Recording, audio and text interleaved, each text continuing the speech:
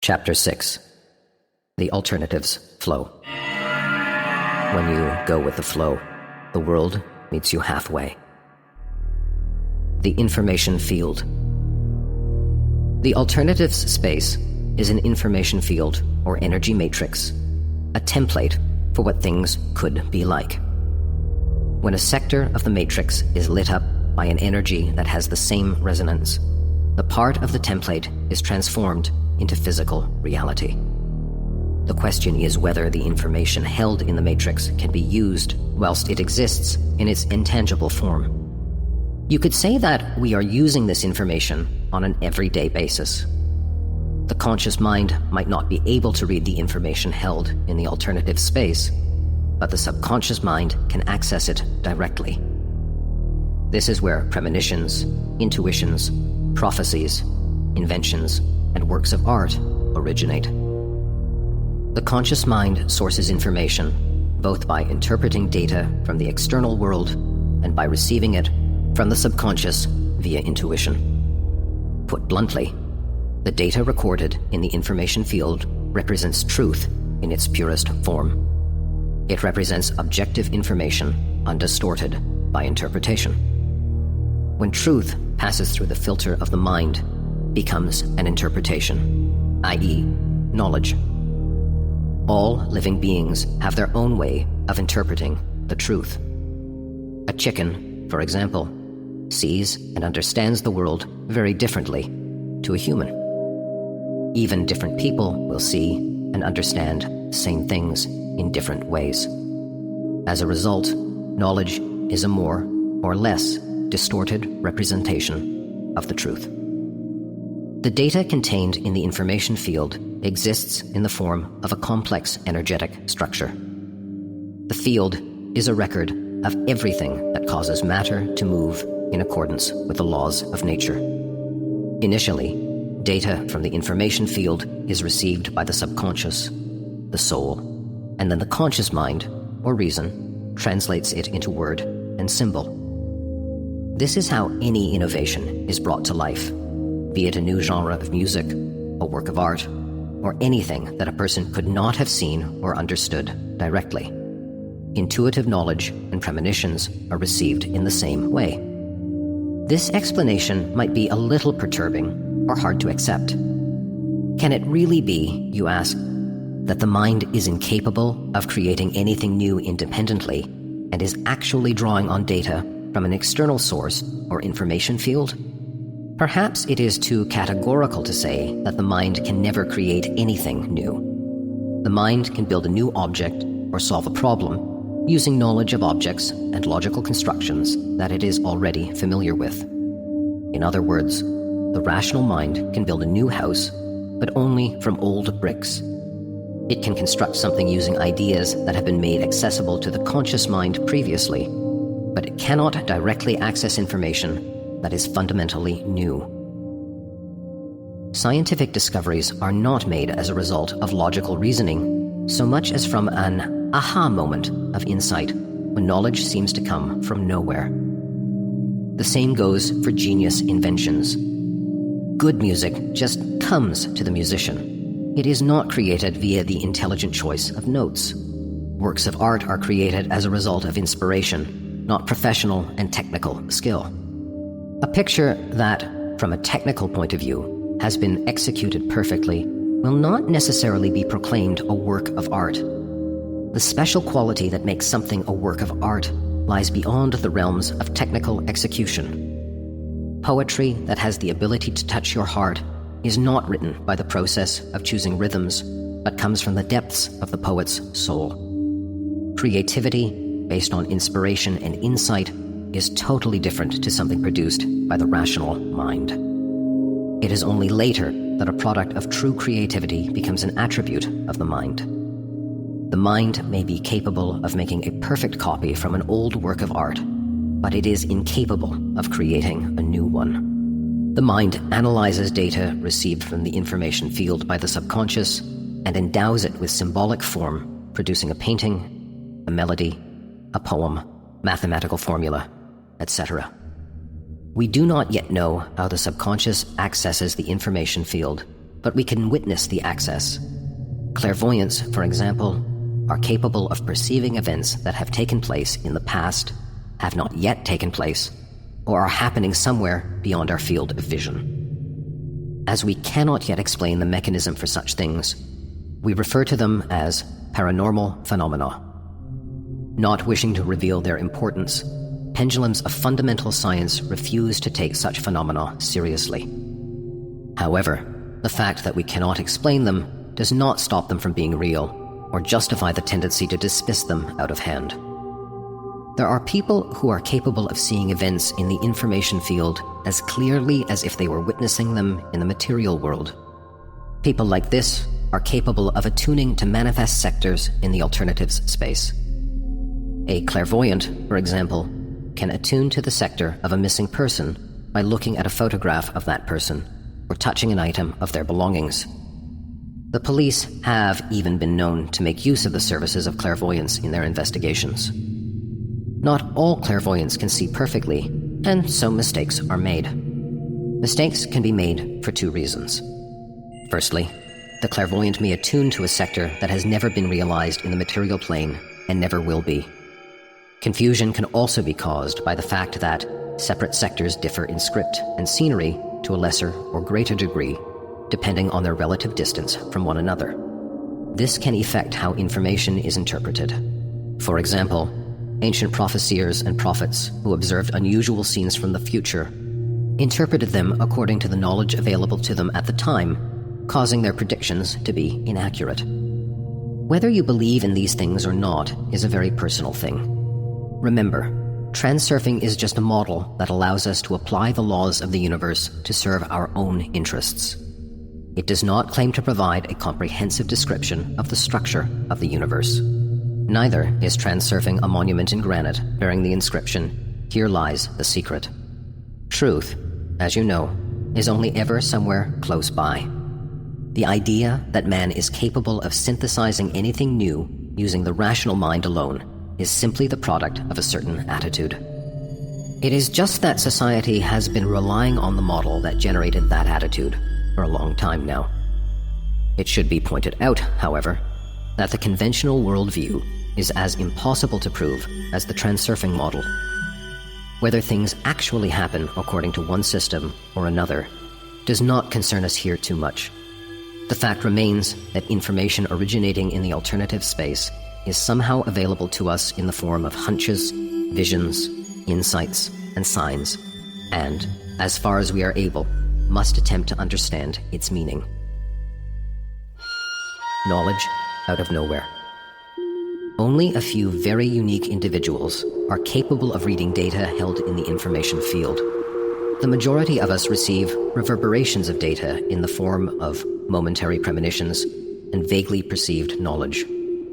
People involved in the worlds of science and creativity often receive insights after many long days or years of contemplation.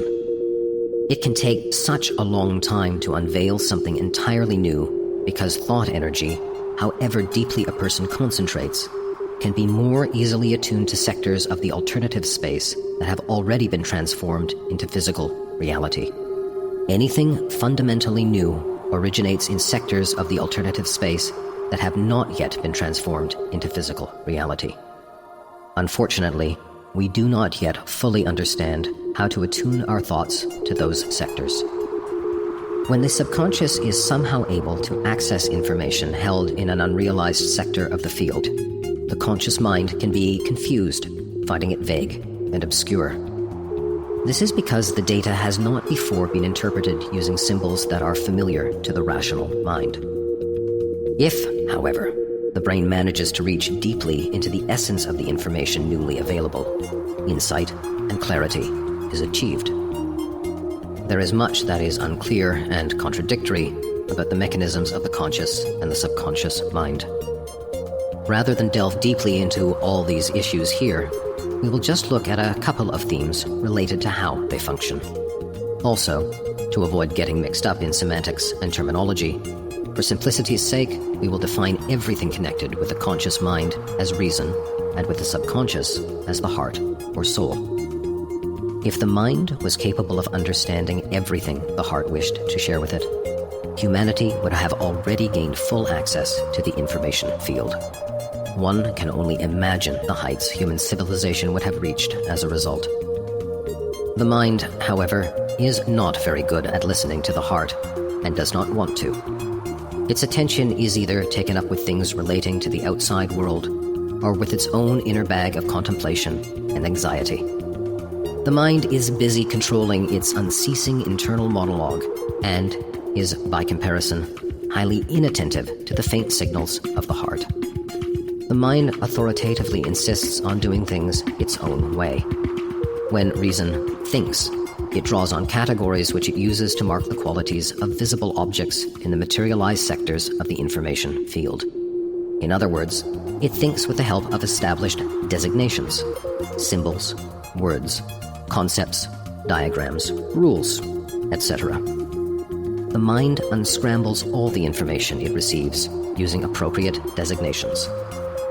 Designations are attributed to everything that exists in the world around us. The sky is blue, water is wet, birds fly, tigers are dangerous, winter is cold, etc. If the information received from a non-materialized sector has not yet been attributed rational designation, the mind perceives it as unfathomable knowledge. If new designations can be introduced, or if it can be explained within the context of conventional references, then a discovery is made. It is always extremely difficult to find designations for new knowledge. It is like when a person hears music for the first time, a type of information expressed in the form of sound. When a person hears the music, their mind receives the information it carries. The mind knows it is hearing something, but does not yet understand what it is hearing because it has nothing to make reference to.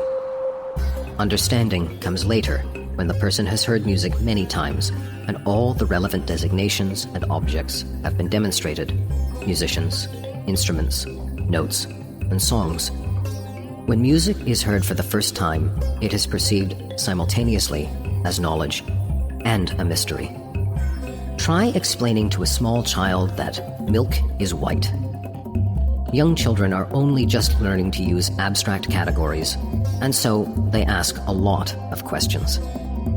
A child may know what milk is, but not understand what white means, and so the child asks, "What is white?"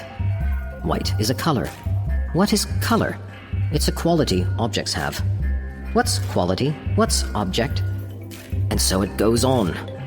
Rather than trying to explain, it is easier to just show the child objects of different colors. Then, the child's mind begins to recognize how to differentiate objects using the abstract notion of color. This is how a child learns to define everything in the world around it, and then think using these definitions. The heart, unlike the mind, does not use designations. How could the heart explain to a child that milk is white? Ever since the mind began thinking in terms of abstract categories, the connection between the heart and mind gradually atrophied. The heart does not work in terms of categories. It does not think or speak. It feels and knows. Because the heart is not able to express what it knows in words and symbols, the mind finds it difficult to understand. How then can the heart communicate with the mind if it has discovered something in the alternative space that does not yet exist in the material world? The mind is always busy with its own chatter. It has a logical explanation for everything and is constantly trying to control information. It picks up on vague signals from the heart which it is not always capable of defining with the help of categories. The vague feelings and knowledge signaled by the heart are drowned out by the vociferous thoughts of the mind. When control over the mind is released, however, intuitive feelings and knowledge can break through to consciousness. The signals of the heart are conveyed as ambiguous premonition, which we call the inner voice. In moments when the mind is distracted, it allows you to experience the feelings and knowledge of the heart. This is the rustle of the morning stars, the voice without words, reflection without thought, and sound without volume. When you hear this music, you know that you have understood something, but it still has an elusive quality. Do not think so much. Feel and listen to your intuition. Everyone knows what intuition is.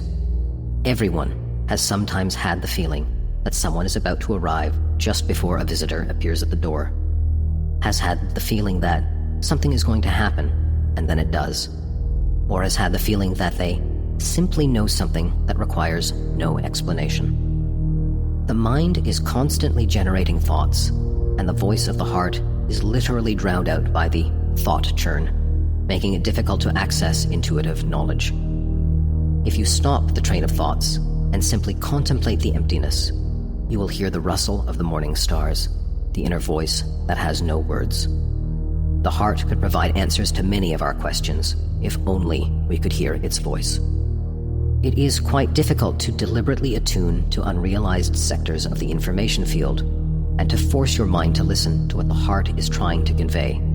So, we will begin slowly. The heart has two quite clearly discernible states: comfort and discomfort. The mind has designations for these states. I feel good, and I do not feel good. I feel confident, and I am anxious. I like it, and I do not like it. At every step we take in life, we have to decide whether to do one thing or another.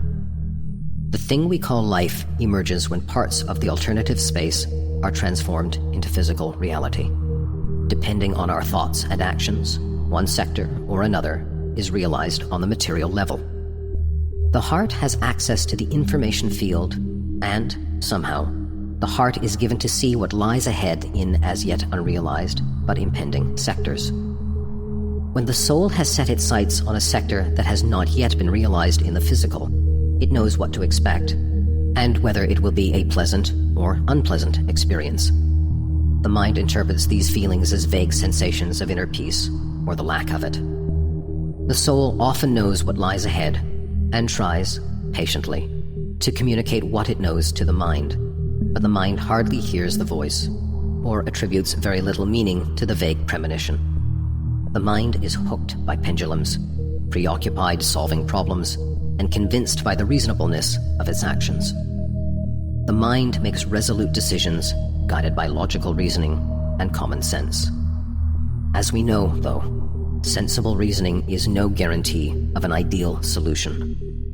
Unlike the mind, the heart is rarely mistaken because it does not think. It feels and knows. How often do we hear people claim, post factum, "I knew nothing good would come of it"? The task is to learn to interpret what the heart is trying to communicate to the mind at the time a decision is being made. It is not difficult. All you have to do is instruct your inner guardian to pay attention to your inner state before making a final decision. Your mind is usually trapped by pendulums or absorbed with the job of solving various problems. To hear the rustle of the morning stars, it is enough to simply remember to note your inner condition. It sounds quite banal and commonplace, but it works.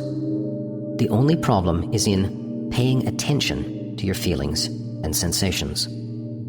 People tend to be more inclined to trust arguments based on reason than their own feelings, and so have forgotten how to pay attention to their own inner condition and the feeling of integrity that inner peace gives. In the moment of considering a possible solution to a problem, the mind is guided by sensible reasoning, not by feelings.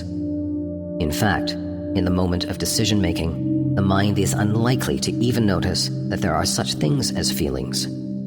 If, however, you have been able to remember, then take the next step and note what you are feeling. There might be something about a situation that puts you on your guard or worries you.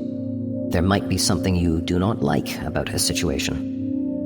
Once you have made a decision, ask the mind to be quiet for a moment and ask yourself how you feel about it, good or bad. Then imagine having made a different decision and ask yourself the question again. How does this make me feel, good or bad? If you cannot pick up on a clear feeling when you do this, it suggests that your mind is still not very good at listening. Instruct your inner guardian to alert you to your inner state more often. On the other hand, it may be that the question itself is ambiguous, in which case it is better not to make a decision based on vague information. In this case, you can rely on the judgment of your mind or simplify the question. If you get a clear sense of yes, I feel good about this, or no, I do not feel good about this, then you have clearly heard the rustle of the morning stars. Now you know the answer to your question. It does not mean that you will necessarily act according to the dictates of the heart, for we are not always free to act as we would wish to, but at least you will know what to expect from a sector which has not yet been transformed into physical reality. The needy, the indignant, and the fighter. In any situation, a person can respond with two extremes of behavior. One extreme is to be swept along by the current like a powerless paper boat, and the other is to row stubbornly against the tide. If a person is lazy, incapable of taking the initiative, has no goals, and is happy to simply exist, then they can be controlled by other forces. It is very easy for this kind of person to become a pendulum's puppet. People like this effectively decline from choosing their own fate, or choose to believe that their fate is predestined or predoomed. Through their choice, they affirm the statement that there is no flying from fate. What will be, and they will be proved right, because this life path also exists as a potential reality in the alternatives space. Having made this decision, all a person can do is complain about their fate and, in their impotence, hope for the mercy of higher powers. When a person gives up responsibility for their fate, they take one of two paths in life. On one path, they accept their circumstances and beg for handouts, cap in hand, appealing either to the pendulum or to some higher power. A pendulum will force the needy to work hard, and the person will break their back earning a very humble living. They may naively call on higher powers for help, but, generally speaking, higher powers have more important things to do. The needy abdicate responsibility for their own fate in the manner of, it's all in God's hands. Perhaps they believe that all you have to do is ask nicely, and as God is merciful, He will give you what you need. Imagine the prayer, mountains and valleys, rivers and oceans, O sky, O earth, I bow before your power. My heart is filled with faith and reverence. I believe that you will help me buy my morning newspaper. Perhaps this is too exaggerated an example, and yet why not? After all, it makes no difference surely to the higher powers whether you are asking for a newspaper or a palace, for they can do anything. If the needy, for some reason, ended up without a morning paper, they would surely conclude that they just did not ask properly. So, carry on asking. There is a Russian joke that goes, a man is lying on his sofa praying, God, he says, make me rich. I know you can. I totally believe in your greatness. Annoyed, the Lord tells him, listen, mate, you could at least buy a lottery ticket.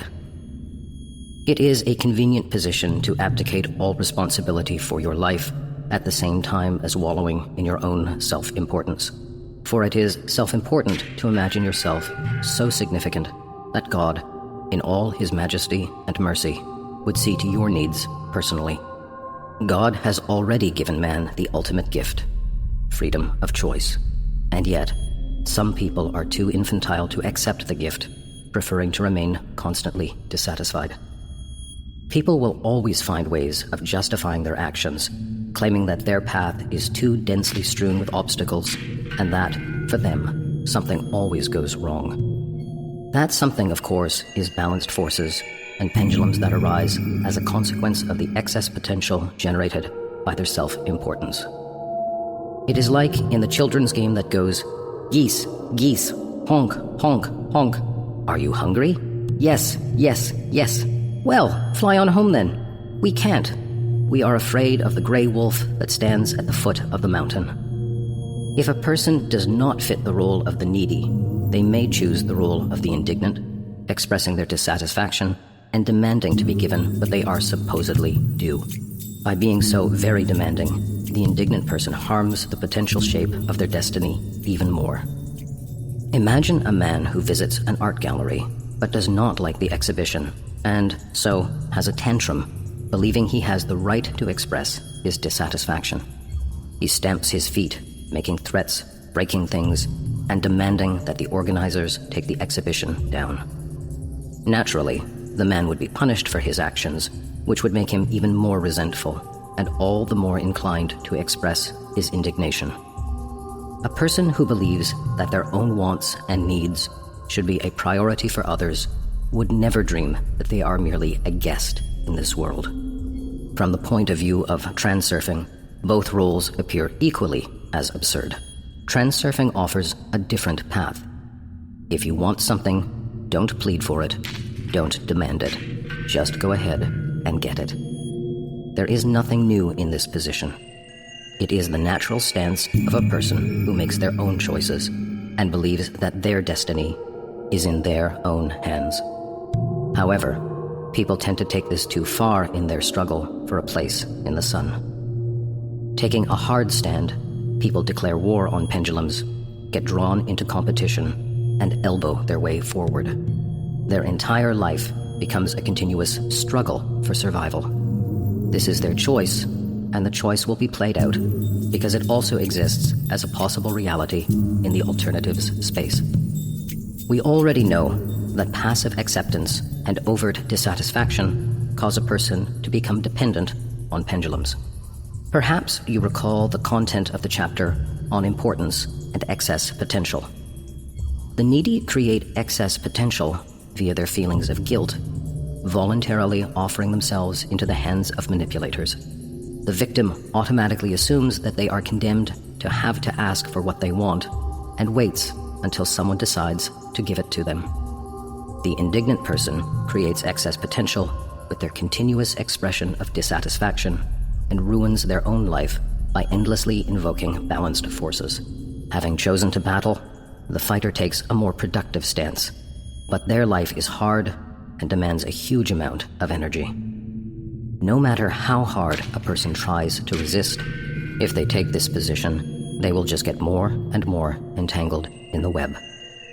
The fighter believes that they are battling for the sake of their own destiny, while, in fact, they are simply wasting huge amounts of personal energy. Sometimes a person wins, but at what cost? Their example goes to convince everyone that the laurels of victory can only be hard won. With that widespread belief that if you want to achieve something, you have to slog away and fight for it is further consolidated. Public opinion is mainly shaped by pendulums. The excess potential of self-importance serves as a feeding trough for pendulums, and so beliefs based on some aspect of self-importance are widely supported. The belief that a personal goal is difficult to attain represents a projection of outer importance, whereas the belief that a goal can only be achieved by a personality with extraordinary qualities is a projection of inner importance. Either way, the individual is fleeced. They may be allowed to reach the finish line, which will, no doubt, make them very happy. But what the person will not realize is how much energy was wasted, not so much on reaching the goal as on indulging the exactions of the pendulum. Metaphorically speaking, it is like a person trying to make their way through a crowd of pleading beggars in order to reach their goal. The beggars bustle about, block the way, and grasp at the person's clothes and body. The person tries to justify themselves, apologizes, gives the beggars money, pushes them aside, and forces their way through the crowd. Finally, and not without great difficulty, the goal is reached. The energy that was spent on actually achieving the goal is comparatively small, enough to place one foot in front of another. The remaining portion of energy went on battling with the needy. When a person learns to break the loop with the pendulum, they will have their freedom. The scroungers will leave them in peace and focus on some other individual. To free yourself from the burden of pendulums, you have to abandon inner and outer importance. If you manage to do this, the obstacles you would have encountered on the way towards realizing your personal goals will simply fade away. Then, you will be in a position not to ask for what you want, not to demand it, and not to struggle for it, but simply to go ahead and get it. Now, the question arises as to how the phrase, "go ahead and get it," should be understood specifically, and how to go about it. The rest of this book is devoted to answering this question, so soon you will have the answer. So far, we have outlined general strategies for choosing one's personal destiny. None of the roles described above, the needy, the indignant, or the fighter, are for us. What role do you think transurfing would ascribe to the master of their own fate in the game called life? That is the homework. The answer can be found in the next chapter. Now, we are going to look at different tactical ways of behaving in various situations. Going with the flow. The needy and the indignant go weakly with the flow of life, while the fighter pushes against the flow. Of course, in life, no one person is a pure example of either role. We all adopt one or more of these roles to a greater or lesser extent as life changes, and yet none of them are particularly effective. If it is not advisable to fight, and going with the flow is too limp, what other options are there? Earlier, we described how reason authoritatively asserts its will based on common sense. Some people rationalize in a very reasonable, intelligent manner, and yet are totally incapable of solving their own problems. How useful can common sense be if the mind cannot use it to provide an ideal solution to a problem? The thing is that, even though the mind is being rational, it remains unaware of the fact that it is influenced by the thought patterns created by pendulums.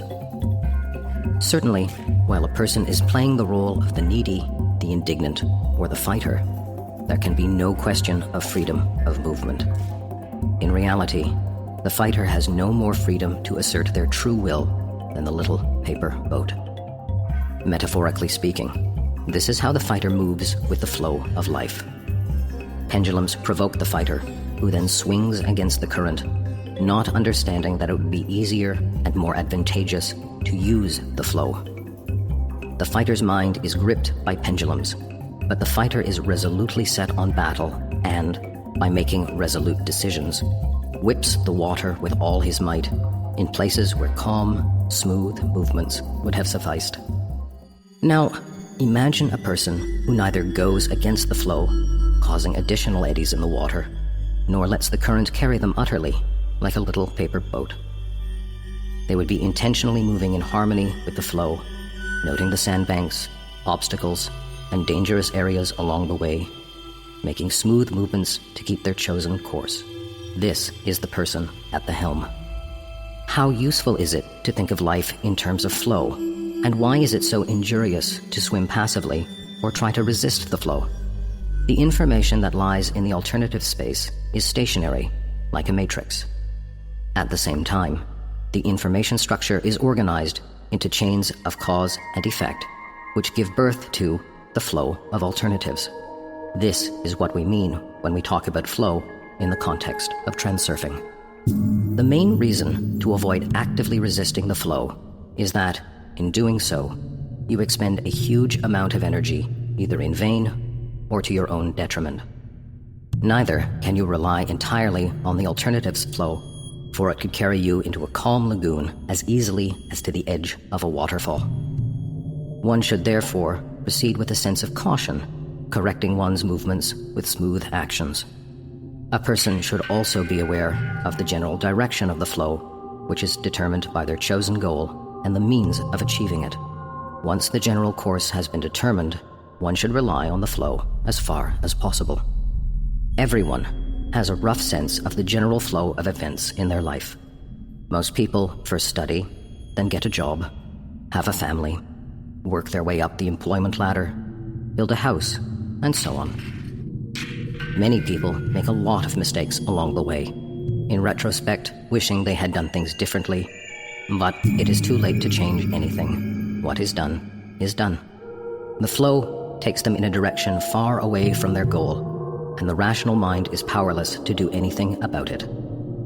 All they can do is regret, knowing that, if only they had known where they would fall, they would have put something there to soften the landing. Everyone wants to know what awaits them just around the corner. Not everyone is serious about turning to fortune tellers and astrologers for advice, but many are interested in them, at least out of curiosity. The advantage of a reading is that an optimistic astrological forecast or prediction can light a spark of hope, whereas an unpleasant prediction can be trivialized as meaningless and later forgotten. Despite the fact that astrological calculations and clairvoyance cannot guarantee 100% accuracy, the transurfing model does not negate their value, because prediction and sight are sourced in the alternatives space. In any case, if the accuracy rate was too low, no one would take these translunary predictions seriously.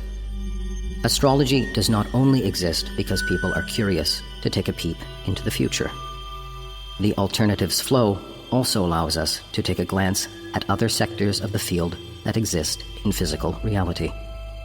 How much one chooses to rely on forecasts and astrological predictions is also a very personal thing, so we will respectfully place this subject to one side and consider what we can usefully conclude from the simple knowledge that the alternatives flow exists. The main questions that arise are to what extent we can surrender ourselves to the flow, how to determine whether we are going in the right direction, and why we should surrender ourselves to it at all. As we mentioned previously, the mind is constantly under pressure from projected levels of importance, and so hindered from making truly effective decisions. Inner and outer importance is, essentially, the main source of the problem, causing balanced forces to manifest in the form of rapids and whirlpools along a person's path. If you reduce the intensity of projected importance, the flow will return to a calmer current. The question of whether one should surrender oneself to the flow is also important. Outer importance encourages the mind to look for complicated solutions to simple problems. Inner importance convinces the mind that its reasoning is sound and capable of making the only right decision. If we reduce the intensity of projected importance, the mind can breathe freely, because it has been released from the influence of pendulums and the pressure of artificially created problems. It can make more objective, appropriate decisions. The beauty of this lies in the fact that once the mind is free of the burden of importance, it has no great need for a powerful intellect. Of course, to solve everyday problems, you need logical thinking, knowledge, and analytical skill, but this requires much less energy. The flow of alternatives is a luxurious gift which, paradoxically, the mind hardly ever uses. The alternatives flow contains the solutions to all our problems. The majority of problems are, in fact, artificially created by the mind. Pendulums prod the anxious mind, which sets about solving all sorts of problems just to try and keep the situation under control. Its willful decisions are, for the most part, pointless, like randomly slapping your hands on the surface of the water. The majority of problems, particularly minor problems, resolve themselves if the alternatives flow is allowed to take its course. There is no essential need for a powerful intellect if the solution to a problem already exists in the alternative space. The optimum solution will appear of its own accord, as long as we do not go rooting around in the debris, interfering with the alternatives flow. Optimality is a principle that is inherent in the structure of the information field. Chains of cause and effect create separate streams in the flow of alternatives. These streams represent the best possible ways in which cause and effect can move. Everything exists in the alternative space, but it is the optimal or most energy-efficient alternative that is more likely to be realized. Nature never wastes energy, which is why people walk with their feet and not their ears. All processes strive to move along paths which are most energy efficient, so the alternative streams are organized along the path of least resistance. This is where the optimal solution to any problem lies. The mind is constantly losing a sense of the flow because it is influenced by pendulums and acts in their interests. In other words, the mind gets caught up in a maze looking for complicated solutions to simple problems. All these abstract notions may appear overly conjectural. However, you can try out some of the ideas in this book in practice, and then decide whether you think the flow exists or not. The alternatives flow is a truly sumptuous gift for the mind. Keys to any problem are encoded within it.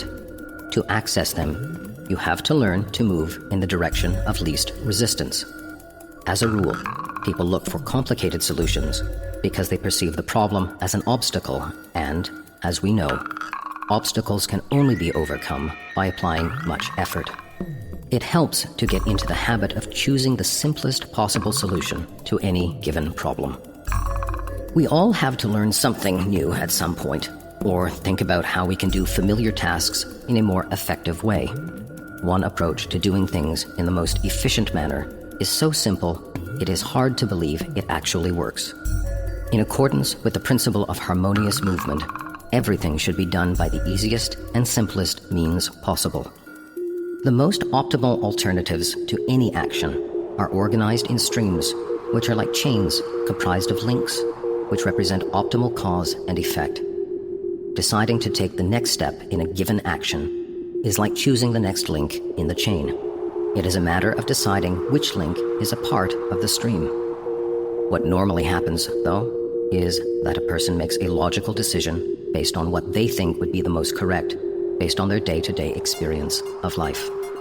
The mind makes willful decisions, believing that it is capable of calculating and explaining anything, but this is not true. You can probably recall many occasions when you have suddenly seen how things could have been done differently, and yet it was too late. It is not that the mind is scattered or lacking in sharpness, so much as that the chain in the stream does not always correspond to logical construction. However meticulous you are, you will rarely choose an optimal action relying solely on logic. Generally speaking, the mind is always under some kind of pressure, be it stress, anxiety, depression, or heightened activity. In other words, the mind is constantly distracted by pendulums, which makes it a little bit pushy or prepared to launch an attack on the outside world.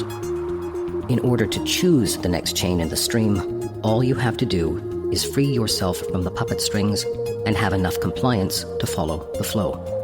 This means adopting a condition of balance and having enough mindfulness not to project inflated importance. Once you feel that you are in a condition of balance and harmony with the world, just follow the flow. You will notice a multitude of signs that will guide you. Let go of the situation. Be the objective observer rather than the participant.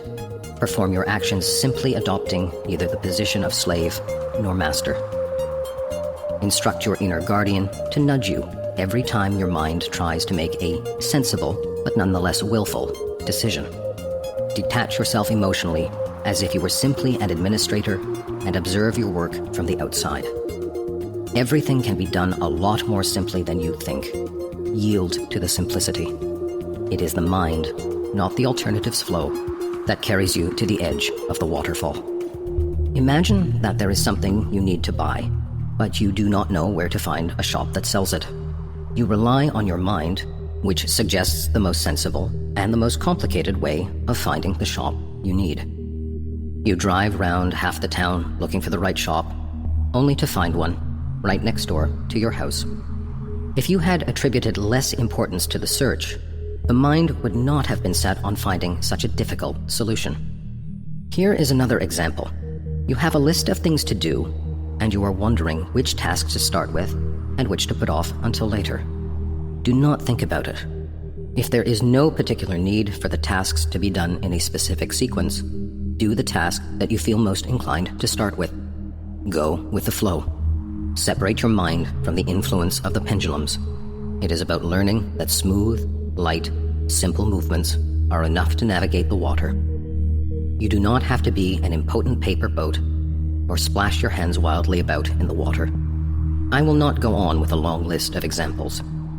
If you spend even just one day truly going with the flow, you will discover for yourself just how helpful and surprising living your life in this way can be. Every time you have to come up with a solution to a problem, ask yourself which approach would be the easiest and go with that. Every time something or someone comes in to distract you, do not hurry to resist or skirt around it. Try detaching yourself from the situation and then observing what happens next. Every time you face a new task, ask yourself, how can I do this as simply as possible?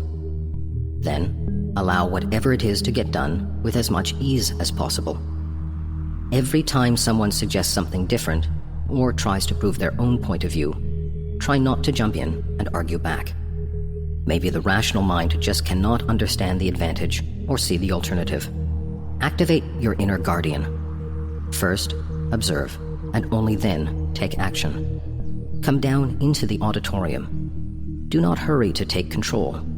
Let the game develop as far as possible of its own accord under your supervision. There is no need to madly splash your hands about in the water. Try not to get in the way of the flow of life, and you will feel much better for it. Guiding signs. How can we distinguish between an approaching sandbank or waterfall and a normal turn in current? There are always tangible signs that will help us navigate ourselves through life. Life is constantly sending us signs. The most common, well-known sign is an omen. There are good and bad omens. Seeing a rainbow is a good omen. A black cat crossing the road is an omen of misfortune. Widely acknowledged omens are created as a result of multiple observations and comparisons. If the percentage of correctly predicted omens is high enough, a certain pattern is determined, which then becomes public opinion, because people love to talk to one another about strange phenomena. However, omens do not always come true. Far from it, in fact. In Russia, when you forget something and have to go back for it, people worry because they say that returning to a place you have just left is a bad omen. Even if a person is not particularly superstitious, strong social stereotype throws a shadow across their subconscious. The person begins to fear that something unpleasant will happen, and so decides that it is not worth returning to pick up the thing they left behind. Unfortunately, that does not help either, because an even flow has already been disturbed, and the person is already slightly out of balance. The expectation of misfortune introduces change into the parameters of a person's thought energy, and they shift to a lifeline that corresponds in quality. Not surprisingly, they then end up experiencing whatever it was they feared. In effect, the person has allowed the possibility of the event to enter their personal script. This explains why an increasing percentage of omens are fulfilled. As you can see, the omen of itself cannot serve as a law or pattern. Why is it that everyone considers a black cat in particular to be a bad omen? Or, put differently, how is it that a black cat can have any kind of influence on our lives? Of course, it is not the cat that has the influence, but a person's response to seeing a cat. If you believe in omens, they will play a role in shaping the events of your life. If you do not believe in omens, but still experience doubts when you realize you have seen one, the influence will be slight. If, however, you do not believe in omens at all, and pay absolutely no attention to them, they will have no influence in your life whatsoever. The principle is very simple. You experience what you allow into your personal life script. A person who believes omens to be empty superstitions will experience no indication of their validity in the layer of their world. Omens may appear real in the layers of other people's worlds because those people look for confirmation of them, whereas the skeptic does not. If omens have no direct influence on the events in our lives, then what do we mean when we talk about guiding signs? The black cat cannot have any direct influence over you, but it can serve as a sign, warning you of an event that will take place further down the line in the alternatives flow. It is amazing how many signs you can spot once you decide to be observant of what is happening around you. You can end up seeing them just about everywhere. So, which signs should be considered guiding signs? The other issue is how signs should be interpreted, but we will not go into that as it is too comprehensive and vague a topic. All you can reliably do is increase your inner guardian's level of watchfulness and vigilance. Notice the sign, and take its presence into account. Guiding signs are signs that indicate a possible turn in the alternative's flow. In other words, a guiding sign serves to herald an event that will substantially change the flow of everyday life. If you are expecting some sort of change in the current, however small, a sign will appear to signal its onset. A characteristic sign may also appear if an unexpected turn is coming up in the near future. When the alternative's flow makes a turn, you shift onto a different lifeline. The lifeline will be more or less homogeneous as far as quality of life is concerned. The stream in the alternative's flow can intersect many lifelines that have different parameters. The changes may be relatively insignificant, but you will, nonetheless, experience the difference. The qualitative change is noticed, either consciously or subconsciously, with the knowing that something is not quite the same as it was a minute ago. Guiding signs only appear when a shift to a different lifeline is initiated. If, for example, you pay no particular attention to a separate event, such as a crow squawking, if it does not put you on your guard, and you do not feel any qualitative difference in that moment, it suggests that you are on the same lifeline as before. If, however, the phenomenon does attract your attention and you feel there is something unusual or odd about it, then it is probably a sign. A sign differs from other everyday phenomena in that it signals the beginning of a shift to a lifeline that differs considerably from the current one. Often, we find signs like this a little disturbing, especially if they are spotted immediately after a shift to a different lifeline.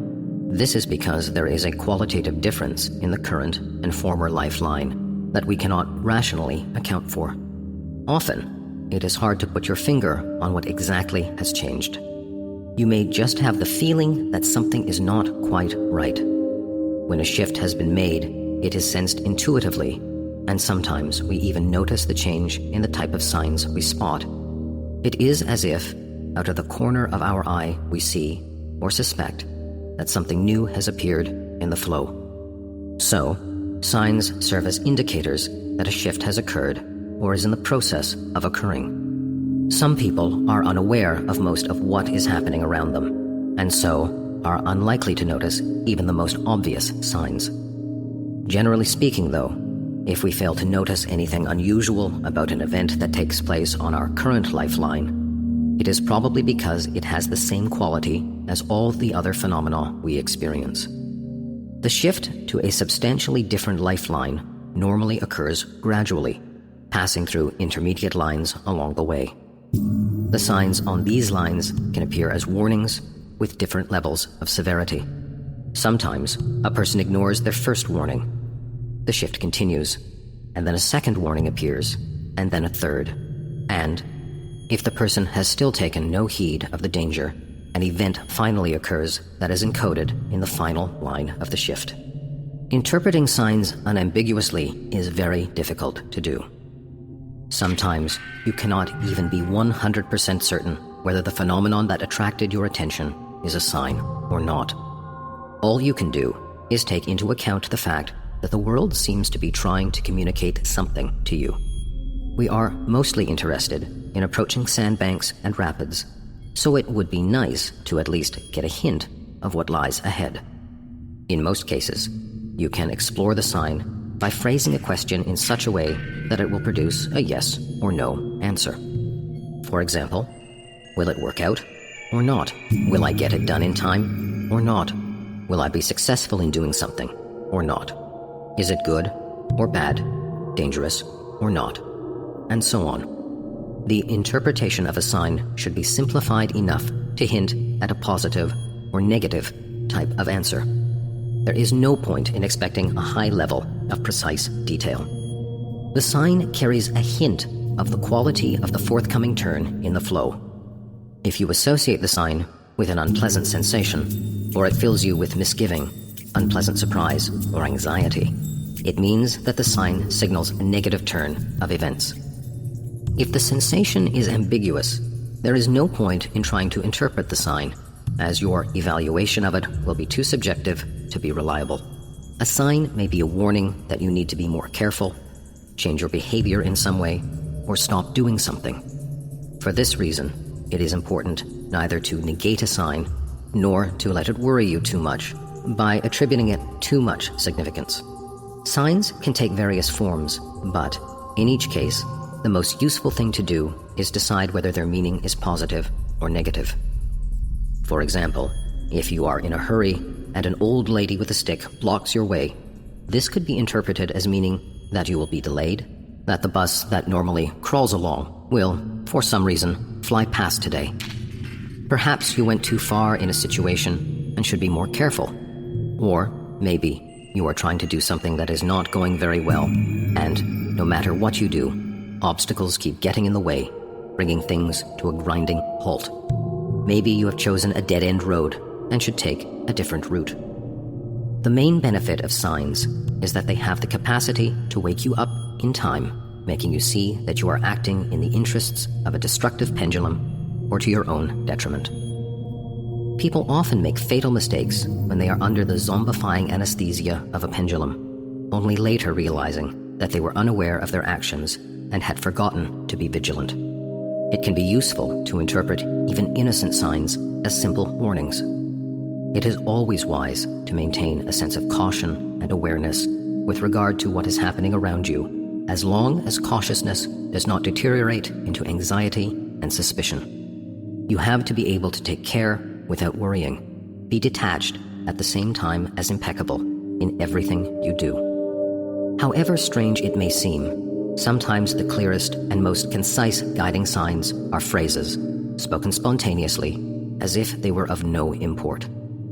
When someone is trying to force their opinion on you, it is better to pay no attention, but a spontaneous phrase, uttered as a casual recommendation or piece of advice, might be worth taking seriously. Spontaneous phrases are spoken without the speaker planning what they are going to say beforehand.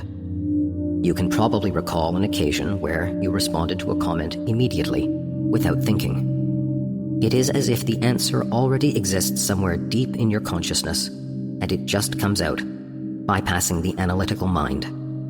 The same thing happens when your mind is dozing, or busy with something else, and seemingly random phrases are uttered. When the mind is dozing, the soul speaks, and the soul, after all, has direct contact with the information field. For example, someone just on the off chance says, "Don't forget your scarf, you'll catch cold." If you do not take their advice, the likelihood is that you will regret it later. It might be absorbed in the thoughts about some problem, and someone makes a recommendation in passing that, at the time, does not seem very relevant. Listen to these words and phrases. Do not be too quick to discard them. You may be convinced that you are right about something, and then someone opens your eyes to see things differently without even intending to do so. Try not to be too stubborn to reconsider your point of view, and ask yourself whether you were not, in fact, just randomly splashing your hands about in the water. Feelings of inner discomfort are also a very clear sign, although, as a rule, we do not pay these feelings due attention. If you have to make a decision, no one better than your own soul knows what that decision should be. It is often very difficult to understand what exactly the soul is trying to tell you, but the principle is the same as with all other signs. You can quite unambiguously determine whether the decision is to the soul's liking or not. When you have to make a decision, stop and listen to the rustling of the morning stars. If, in your mind, you have already made the decision and remembered about the rustle too late, try to recall what type of feelings you were experiencing when you were making the decision. These feelings can be characterized either as, "I feel good about it," or "I don't feel good about it." If you made the decision reluctantly and it left you feeling cold, then this feeling would clearly fit into the "I don't feel good" category. If it is not too late to change your mind, do so.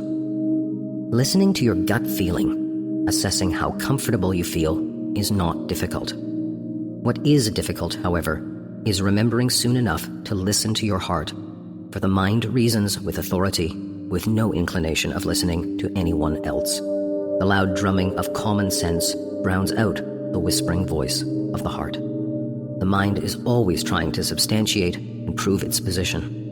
Here, you have a choice, yes or no, The soul tries timidly to object. No. The mind is aware of the soul saying no, but pretends it does not hear, putting forward persuasive arguments based on sound judgment to support its own yes. Having listened to these words, store them away in a separate file in your memory, and the next time you make a decision, pull out the file. You will see that the process is just as I have described.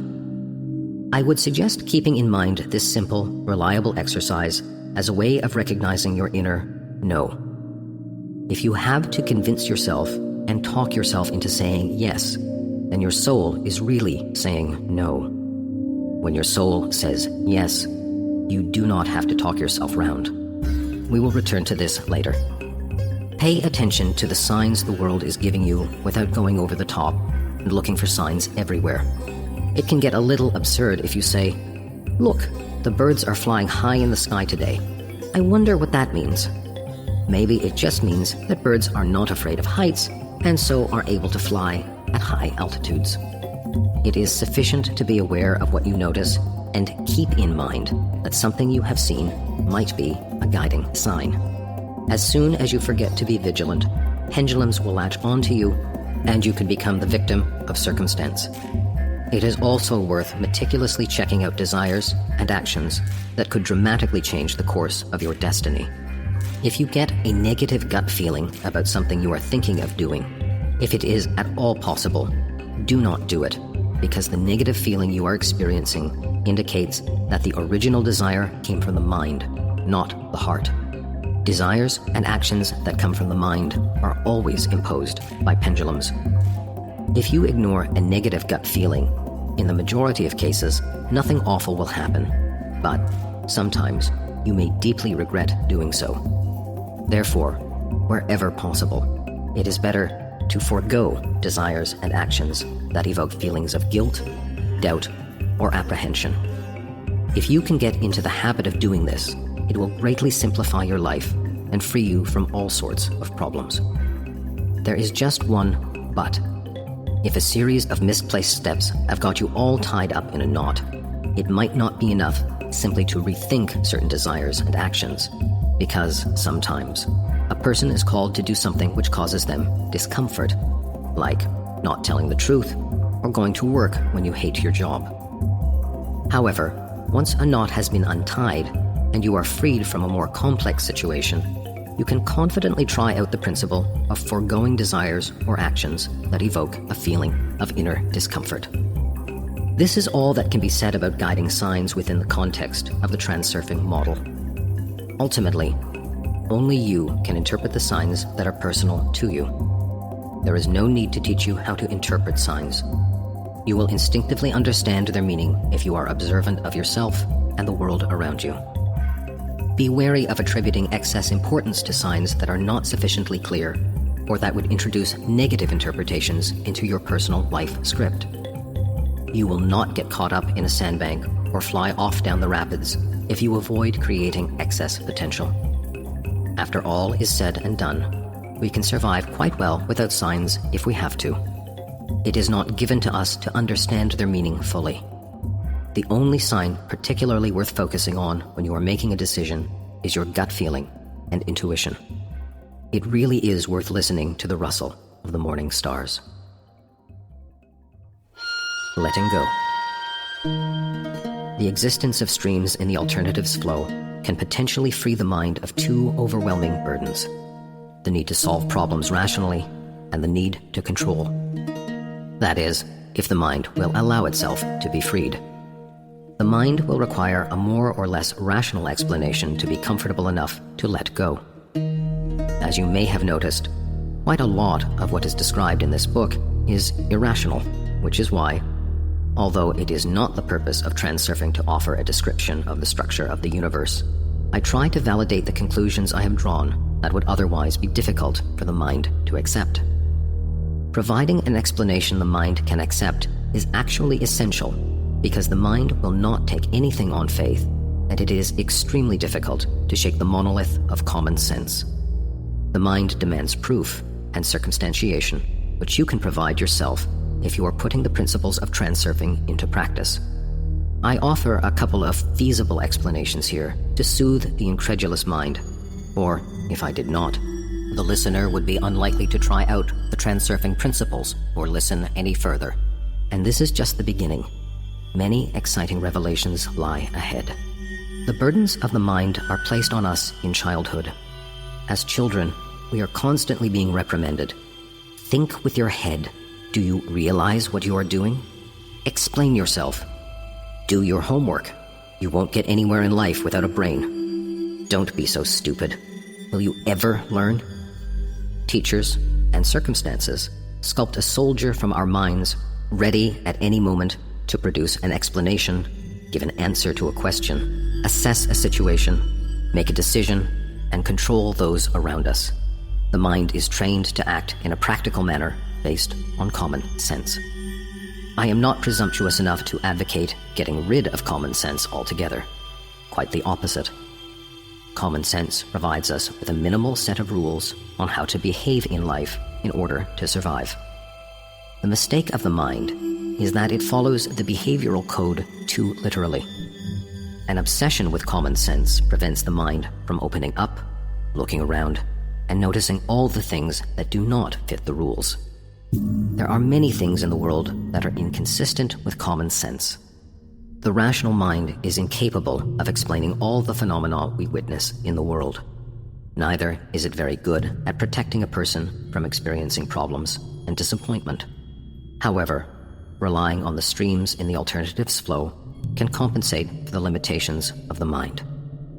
The justification for doing so is very simple. There is purposefulness to the streams in the alternatives flow, and this is a quality the mind seeks. As we have said before, the streams take the route of least resistance. The mind strives to reason sensibly and logically, relying on the principles of cause and effect. But the imperfections of the mind prevent it from navigating correctly in the external world and finding the one prime solution to any given problem. Nature is, in essence, perfect, and so the streams of the alternatives flow have more purposefulness and logic than the wisest reasoning mind. However convinced the mind is that it reasons clearly, it will still be prone to making mistakes. The mind would make fewer mistakes if it did not try so hard to get involved and allowed problems to resolve themselves. When you let go of the situation and relax your controlling grip, you allow the world around you more freedom, and the flow can take its own course. You already know that it is futile and even dangerous to try to pressure the world, and yet, when the mind loses a sense of harmonious flow, it creates excess potential, which, in turn, creates obstacles. Transurfing demonstrates a different way of being. Firstly, if you reduce the importance you attribute to an obstacle, it will fade of its own accord. Secondly, if the obstacle does not respond to your efforts to overcome it, move around it, and guiding signs will appear to assist you. The problem with the mind is that it tends to interpret any event that fails to fit its script as an obstacle. The mind likes to plan everything beforehand, make calculations, and when something unexpected happens, it fights against it, trying to make it fit the script. Unfortunately, this only makes the situation worse. Obviously, the mind is not capable of planning events ideally.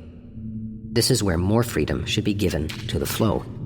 The flow has no interest in ruining your life, as such an action would lack purposefulness.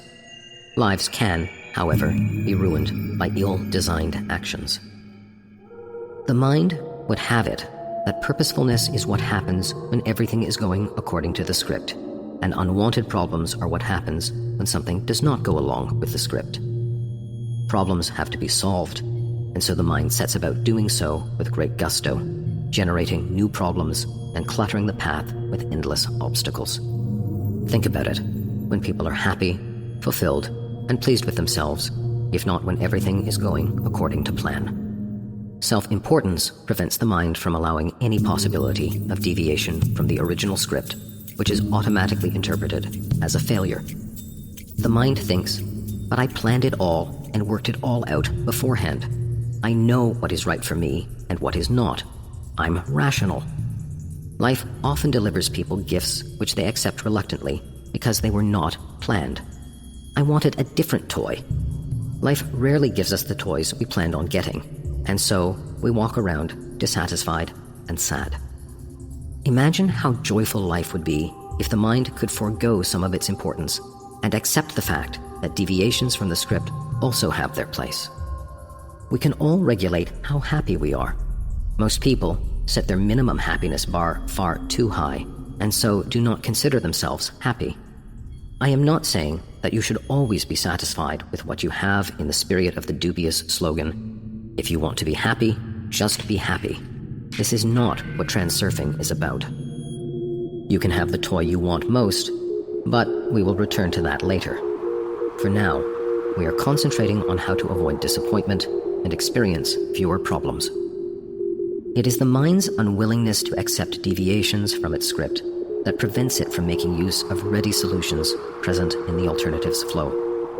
The mind's compulsive desire to control everything turns life into an endless battle with the flow. If only the mind could allow the flow to go its own course rather than trying to force its will upon it. The mind's greatest error is that it strives to control the flow itself rather than its own movement within the flow. This is one of the main causes of the majority of problems and disappointments that people face.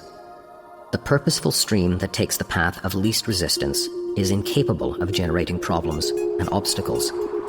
These are created by the madness of the mind. Activate your inner witness and observe, at least for one day, how the mind tries to control the flow. Perhaps you are offered something, but you refuse it. Maybe someone tries to tell you something, but you fob them off. Somebody tells you their opinion, and you argue. Someone does something their own way, and you try to set them on the right path. You are offered a solution, but you protest it will not work. You expect one thing, but receive another, and express your dissatisfaction. Someone bothers you, and it makes you angry. Something contradicts your script, and you go for the jugular to force the flow into the right channel. Maybe things are different for you, but there is undoubtedly a grain of truth in these words. Now, try releasing your grip and giving the flow more freedom.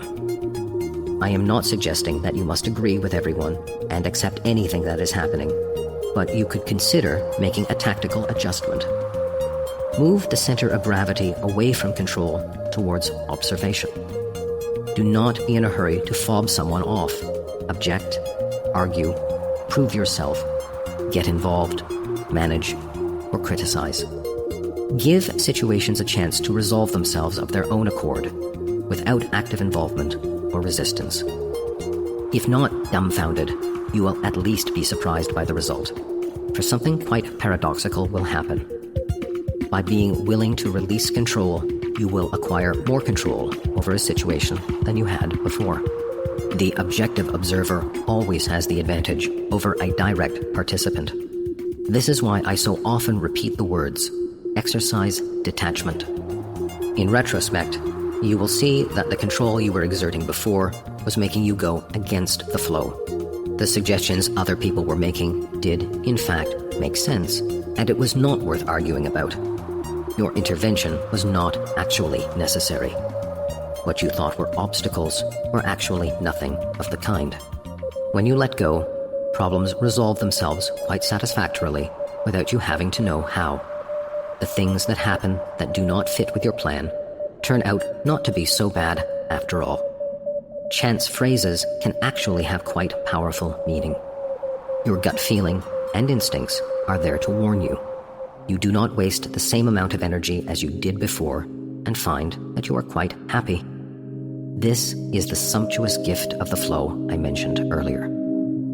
Of course, in addition to all that has been said above, we could not forget our old pendulum friends. When people go with the flow, it vexes the pendulums, and so they try to provoke us at every step into beating our hands wildly on the water. Pendulums abhor streams in the flow for the simple reason that the stream moves in the direction of minimal energy expenditure. When a person goes with the flow of the stream, they do not put energy into battling against the current, creating excess potential and fodder for the pendulums. the only form of control worth your attention is control over the intensity of projected inner and outer importance. Remember that projected importance prevents the mind from letting go. In many cases, letting go of a situation is much more effective and productive than insisting on getting one's own way. Even from childhood, our striving for self-assertion generates the habit of trying to prove one's personal significance. From this stems the harmful tendency to prove that one is right, whatever the cost. This striving creates excess potential and a conflict of interests. People will go to great lengths to prove that they are right, even when the verdict either way will not directly affect their interests. In some people, the feeling of inner importance is so exaggerated that they insist on their own way even in matters of very little relevance. Self-importance can develop into a mania that produces a compulsive need to control everything. I'll prove I am right, whatever it takes. It is a grave habit that makes life much more complicated, especially for the ones so intent on defending their truth.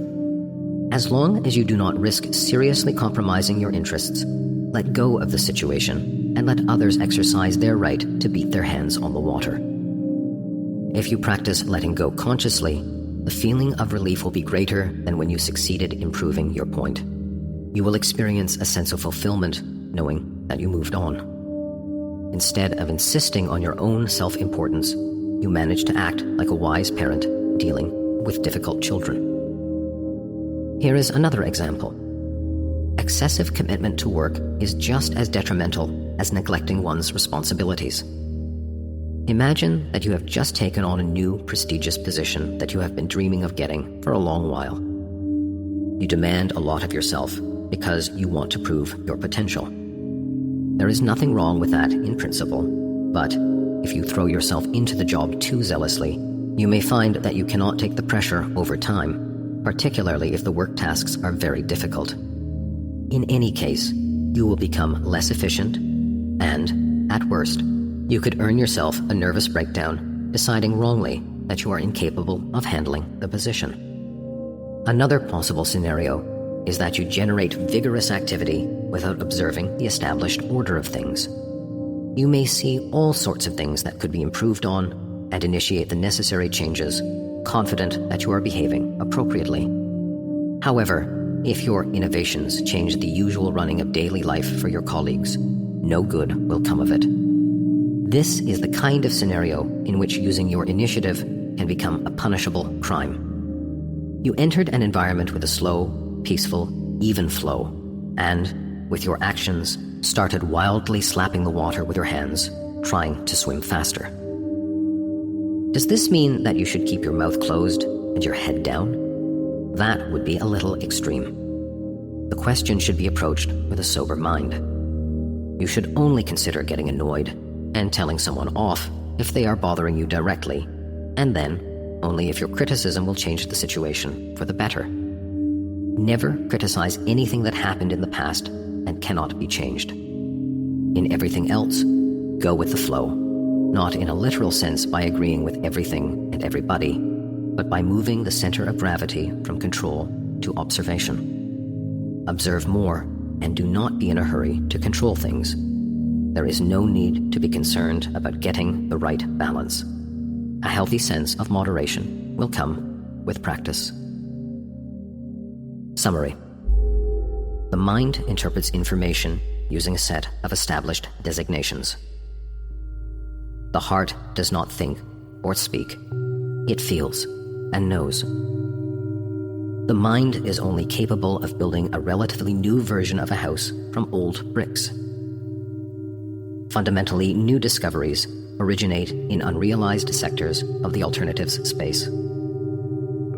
The heart serves as a medium between new information and the mind. The heart perceives unrealized information as knowledge beyond interpretation. A discovery is made, and the mind is able to interpret information accessed by the heart.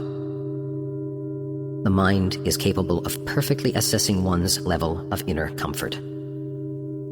Learn to pay attention to your inner state. By foregoing the projection of importance, you are free to choose your destiny. Freedom of choice means being free not to ask, demand, or fight for what you want, but simply go out and get it. The information structure is organized in chains of cause and effect. Chains of cause and effect generate the alternatives flow. Paths of least resistance are organized into separate streams. Streams in the alternatives flow contain the solutions to all our problems. Inner and outer importance jolts the mind out of the optimal stream.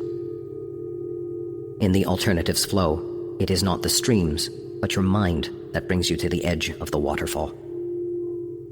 Everything works a lot more simply than you think. Yield to this simplicity. What works is not the omen itself, but your attitude to the omen.